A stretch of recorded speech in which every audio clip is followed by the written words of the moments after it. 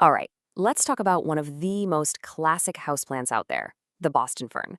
They're absolutely gorgeous. They're lush, but, and let's be real here, they can go from thriving to crispy in what feels like a blink. By the end of this, you're going to know exactly why that happens and have all the tools you need to keep yours looking amazing for years. And that's really the deal, isn't it? We get them for those stunning, arching, feathery fronds that just scream tropical paradise. But they've also got this reputation for being a total drama queen if their needs aren't met perfectly. Don't worry though, we're about to decode all that drama for you. Okay, first things first, let's just look at the fern's ID card. The botanical name is Nephrolepis exaltata, whatever. What's really important for us is this stuff right here. It loves to stay moist and it needs bright but indirect light.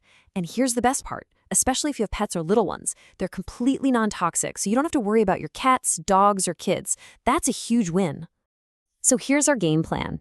First, we're going to hit the 3 things they absolutely must have to survive. Then we'll talk about building the perfect home for it. After that, we'll get into grooming and growth, figure out how to solve the most common problems, and then we'll wrap it all up with some pro tips so you can really show it off. Okay, let's jump right into the most important part. Section 1, the 3 core needs. I'm telling you, if you can get a handle on light, water, and humidity, you've pretty much won the entire battle with your Boston fern. So first up, light. This is a big one because it's so easy to get just a little bit wrong. How much light does a Boston fern really need to be happy? The great thing is, your fern will tell you exactly what's up with its light situation. It's kind of like a Goldilocks plant. Give it too little light, and you'll get this slow, kind of stretched out, leggy growth with really small, sad fronds. But put it in too much direct sun, oh, that's a killer. It will literally scorch the leaves, leaving them burnt and crispy. The sweet spot you're looking for is that bright, indirect light, maybe near an east-facing window or a few feet back from a really sunny west-facing one. Next up, water. This is where that drama queen reputation really comes into play. See, they hate drying out, but they also hate sitting in a swamp. So, what's the secret? How do you do it right?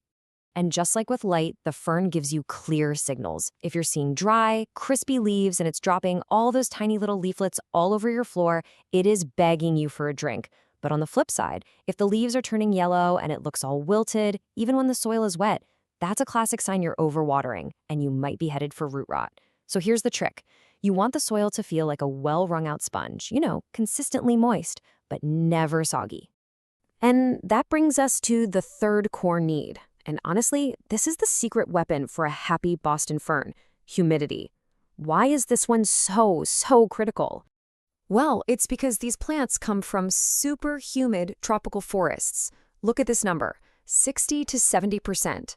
That's what they want. Now think about your house. The average home is usually around 30 or 40%, especially in the winter when the heat is on. That huge gap is the #1 reason Boston ferns get those crispy brown edges indoors. So, how do we close that humidity gap? Luckily, you've got plenty of options. Misting every day gives it a nice but kind of temporary boost. A pebble tray with water in it creates a little moisture cloud right around the plant, which is great. But honestly, if you want the most effective solutions, putting it in a naturally humid room like a bathroom is perfect. Or investing in a small room humidifier is a total game changer.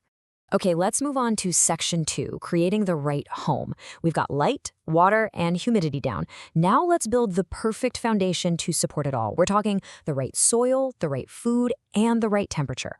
This right here is basically the recipe for success. For soil, you want something light and airy that still holds on to some moisture. A mix with peat moss and perlite is perfect. It keeps things from getting waterlogged. When it comes to feeding, less is more. A balanced liquid fertilizer, but diluted to half strength every couple of weeks in the spring and summer, is plenty.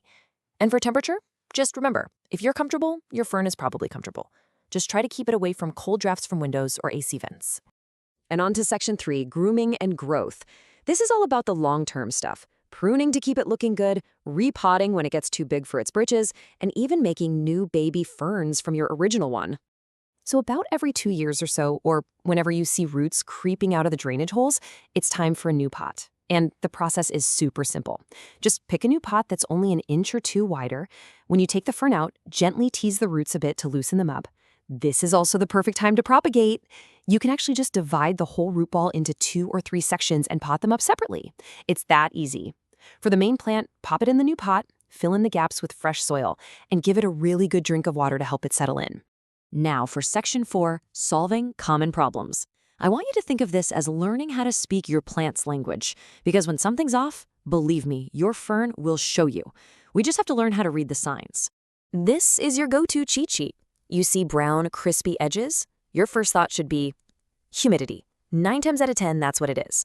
Is it dropping tons of those tiny little leaves? It's probably thirsty, or maybe stressed out from being moved recently. Yellow leaves? That's your signal to check the soil moisture. It's almost always a watering problem, either too much or too little. And if it's wilting and drooping, feel that soil right away. That's an SOS call for either a deep drink or it's a warning that its roots are drowning. All right, we're in the home stretch. Our final section, pro tips and display. We figured out how to fix the problems. Now let's focus on making your fern truly spectacular and finding the best way to show it off. If you take away only one thing from all of this, let it be this: maximize the humidity. It is the #1 top priority. After that, just remember consistent indirect light, snip off any brown bits right at the base to encourage new growth, keep that soil moist but not soggy, and give the plant a little turn every week or so for even growth. If you master these few things, you are going to have a very happy fern. And once your fern is all lush and happy, you gotta show it off, right? The classic hanging basket is always a winner. It lets those beautiful fronds just cascade down. Putting it on a plant stand creates an instant green focal point in a room. They also look amazing on shelves, where they soften up all those hard lines, or grouped with other plants to really create that awesome indoor jungle vibe. So, now that you're armed with all this knowledge, that finicky, dramatic fern doesn't seem so intimidating anymore, does it? You now know its language, and you have the complete roadmap to success. So the only question left is, are you ready to grow your own indoor jungle? Thanks for tuning in.